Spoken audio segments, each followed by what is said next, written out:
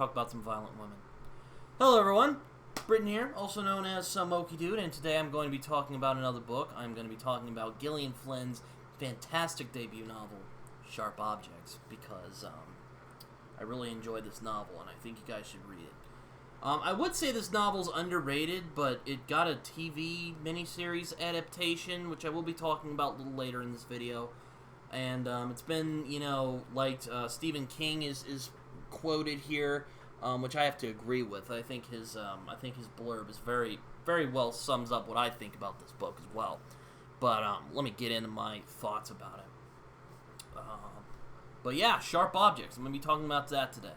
I know a lot of people really like Gillian Flynn's Gone Girl, and that is a great novel. I'm not going to discount it. I think it's a very brilliant book. I think it's also very well written, nasty, kind of very, very dark, very fucked up work. But for some reason, as good as that book is, and as good as the David Fincher film is, for some reason, I actually prefer her first novel, Sharp Objects, even more.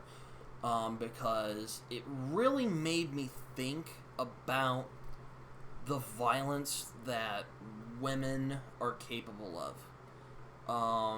But we'll get into that. This is a very well-written, very taut novel, very much in that kind of cynical noir style, which I love.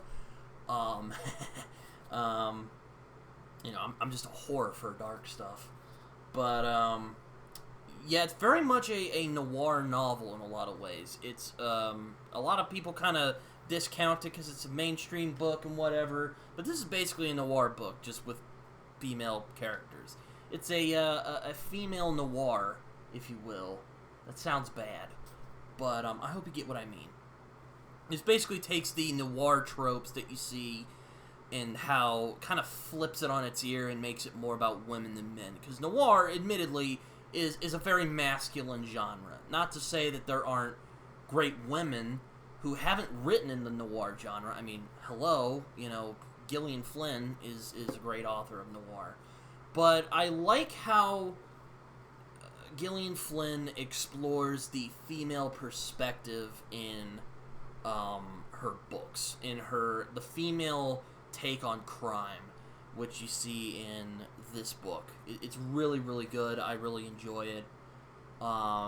So, yeah, it's a really good book. And for a debut, it is surprisingly very confident, very taut, very to the point. There's no mistakes that you could see in a debut novel. There's no feeling like... You never feel like this is a first-time writer. But then again, Gillian Flynn was a journalist for a while, so that probably explains a little bit. But I love this. I think it's her best book, and I love how it explores the violent nature of women and how women can be just as violent and nasty as men. She does this in Gone Girls too, or not Gone Girls, Gone Girl. Yeah, it's a tongue twister.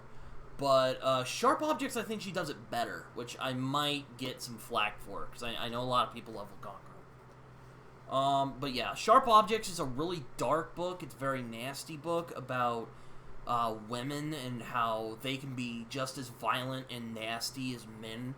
And it also explores the cyclical nature of violence, which I find is a common theme of a lot of media nowadays. Like, there's a lot of shows like The Sopranos, The Boys, BoJack Horseman, Barry, which season 4 is out right now. I'm watching it.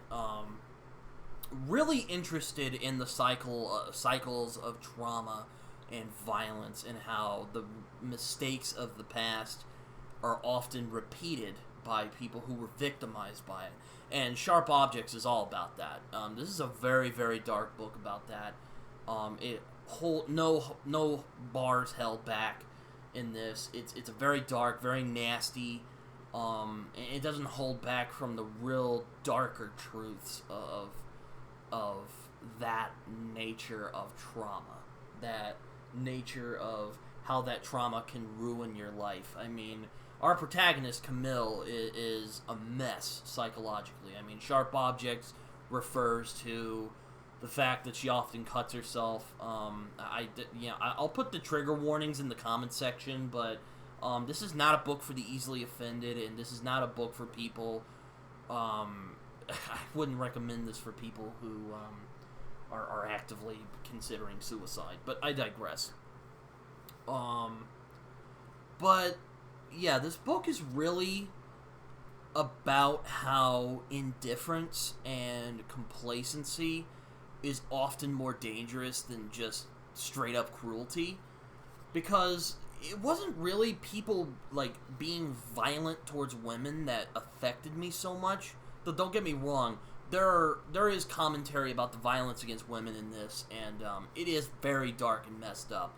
But what messed me up the most was just the sheer indifference by many of these characters, the sheer carelessness of a lot of these people when it comes to people who have been hurt by this, like Camille, for instance, or her sister Amma. And Amma is she's so fucked up, she doesn't even know she's fucked up, basically. I don't want to get too into spoiler territory, but this book really shows how indifference and carelessness towards other people can often breed monsters, because people who often become monstrous are people who learn how to kind of abuse the carelessness and general, even stupidity, I might dare say. That might be a bit too loaded, but they take advantage of people's ignorance, and we eventually get people who are utterly terrifying. Another one of... let me shut my door real quick.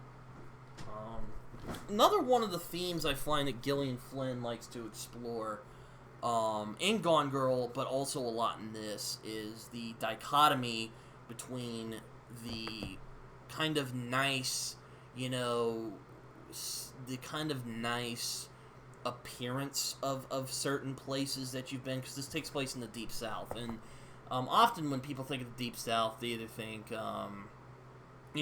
picnics and drinking tea and, I declare type of stuff.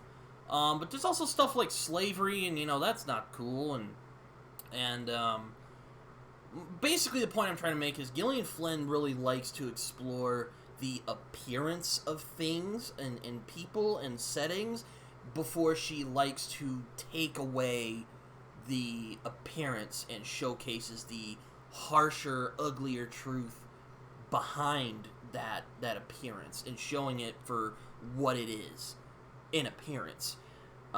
She did it in Gone Girl, particularly with Nick and Amy, and particularly how the media can create an appearance of people without really considering... Gone Girl's more about the reckless use of the media and how they can create a narrative and appearance of somebody, while the truth of the matter is far more complex and even more terrifying than even the media is putting it out as. She reminds me a lot of Stephen King in that in this book particularly, which is funny, and like I said, he's blurbed right there. But like Stephen King, she really loves to deconstruct small-town America and a lot of the uglier realities that's hidden behind the sort of rural nicety, that kind of stereotype about the South where everyone's nice and pleasant, and there's like this, everything's okay. Gillian Flynn isn't interested in that. She's like, no, there's some uglier truth in there. And not just like racism, but also just violence against women, and how women can internalize that and often become violent themselves. That's really why and it's also about how people like to ignore troubling truths because they want to hold on to that lie. That's really why the ending of the book, I won't spoil it, but that's why it's powerful, because the answer we were looking for was right in front of us, right there, but we just didn't want to look at it. We didn't want to see it that way. It's like, no, this isn't that bad. I mean, even I've been guilty of this. And that's really what makes this book terrifying, is because it's not really malice that did this. Well, there is malice, there is malicious intent for some of these people, but ultimately it's also because of carelessness and just not wanting to deal with the problem is ultimately what creates this system that we find here, where, you know, that's why school shootings tend to happen, or, you know, something else fucked up that's happened in, you know, recent times, or, you know, and that's really what Flynn is going for in this book, and it really, really just, it shocked me. Like, it's very rare for a book to get a visceral reaction out of me where I can just go, wow, you know, that really happened, you know. I'm like, damn, you know, that was really messed up. Sharp Objects did, especially towards the ending. Oh man, it's again, I don't want to spoil it for y'all, because this is a book that is meant to be read. I want you all to go read this. And yeah, it's utterly horrifying. I bet you're wondering if I've seen the TV miniseries that came out on HBO in 2018, I think 2018. And I will say right now, yes, I did, and I loved it. I thought this was an amazing story. Just really well done how they did it. I really love just well written, well acted. Amy Adams has never been better. This might be my favorite performance that she's done in ever. Just, you know, she was amazing in Sharp Objects. I mean, if you have not seen Sharp Objects, go watch it. It is a very faithful adaptation of the book. It doesn't quite have the epilogue of the book that this book has that gives more closure, which I might even dare say is even more disturbing than the book's ending already was. But it's fantastic. Amy Adams is amazing, like I said, might be her best performance. Patricia Clarkson plays her mom, and she has that kind of almost passive aggressiveness of like it's very strange. He has this like almost passive aggressiveness, but she tries to like care for Camille and Amma. The girl who plays Amma is amazing. It's just unbelievable show, and they really killed it with TV show. The director was Jean-Marc Vallée, I think is how you pronounce it. Very good job. I highly recommend the miniseries, and I highly recommend the book as well.